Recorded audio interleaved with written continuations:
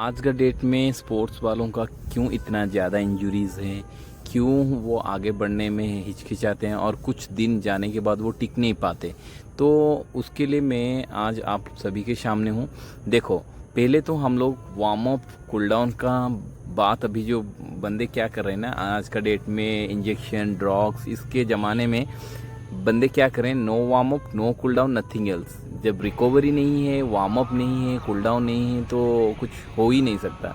यदि elite athlete बनना है, बहुत अच्छा परफॉर्मेंस देना है, परफॉर्म करना है, तो फिर आपको प्रॉपर वार्म अप करना है, परफॉर्मेंस करना है, कूल डाउन करना है और प्रॉपर रेस्ट भी लेना है। उसके साथ डाइट, रिकवरी का डिफरेंट मीडियम्स है, वो सब एप्लीकेबल है। लेकिन आपको ग्राउंड में वार्म अप करना बिल्कुल ज़रूरी है और वर्कआउट आपके ख़त्म होने के बाद, स्पेसिफिक एक्सरसाइजेस आप लोगों ने करने के बाद, स्किल ट्रेनिंग करने के बाद, जब आपका क्लासेस वाइंड अप होगा, प्रॉपर कूल डाउन करना है। वार्म अप और कूल डाउन को तो भूल के और बाकी सब कुछ करते रहोगे तो फिर इंजरीज अर्नामेंट होके गले में लटका रहेगा।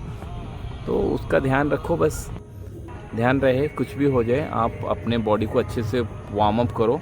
वार्म अप करने के बाद अच्छे से परफॉर्म करो, परफॉर्मेंस में अपना बेस्ट दो और प्रैक्टिस टाइम में जितना अच्छा परफॉर्म करोगे वो फाइनल में उतना अच्छा परफॉर्मेंस रहेगा।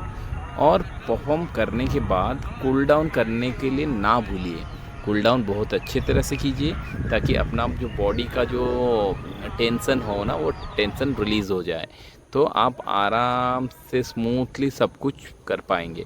हाँ, यहाँ मैंने कुछ वीडियोस करवाया है, कुछ स्किल्स करवाया है वार्म अप का, तो आप लोग यदि चाहें तो देख सकते हैं।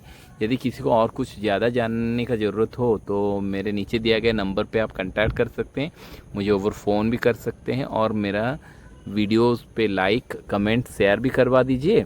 उसके अलावा आपको जो रिक्वायरमेंट है उसी मुताबिक आप मुझे बोलेंगे तो फिर मैं आपको वो वीडियोस का लिंक प्रोवाइड कर दूंगा, आप ध्यान से करेंगे।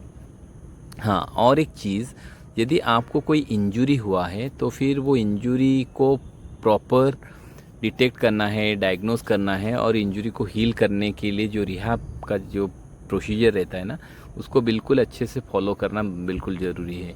क्योंकि इंजरी के ऊपर यदि हम और भी ज़्यादा वर्कआउट करेंगे तो वो इंजरी पूरा परमानेंट रह जाएगा, ख़त्म कर देगा शरीर को। तो यदि थोड़ा सा कोई इंजरी होता है ना, उसको वो एक्यूट इंजरी को रिहैब कर लो ताकि वो क्रोनिक ना हो। यदि क्रोनिक हो गया तो फिर मुश्किल हो जाता है। तो देखिए, मॉर्निंग में उठिए, अपना पेट को अच्छे तरह से साफ़ कीजिए, ऑल द नेचुरल कॉल को अटेंड कीजिए। उसके बाद तुरंत कुछ हल्का सा खा के ग्राउंड पे निकल जाइए। ग्राउंड में अच्छे से अपने बॉडी को वार्म कीजिए, वार्म अप अच्छे तरह से होना ज़रूरी है। करने के बाद आपका जो स्किल है, जो जिस स्पेसिफिक स्किल के ऊपर आप काम कर रहे हो, उस स्किल को रिपीटेडली कीजिए और जितना हो सके जितना परफेक्शन के साथ कीजिए, एक्यूरेसी के साथ हो तो फिर वो मीनिंगफुल रहता है। और मीनिंगफुल प्रैक्टिस भी होना बिल्कुल ज़रूरी है, क्योंकि कैजुअल अप्रोच में कोई कुछ लेवल में नहीं पहुंच पाएंगे और 2 दिन 3 दिन प्रैक्टिस करने के बाद घर में बैठ जाने से कोई नेशनल मेडलिस्ट या इंटरनेशनल मेडलिस्ट नहीं बनेंगे। नेशनल इंटरनेशनल मेडलिस्ट बनने के लिए ना आपको कड़ी मेहनत करना पड़ेगा, कड़ी मेहनत।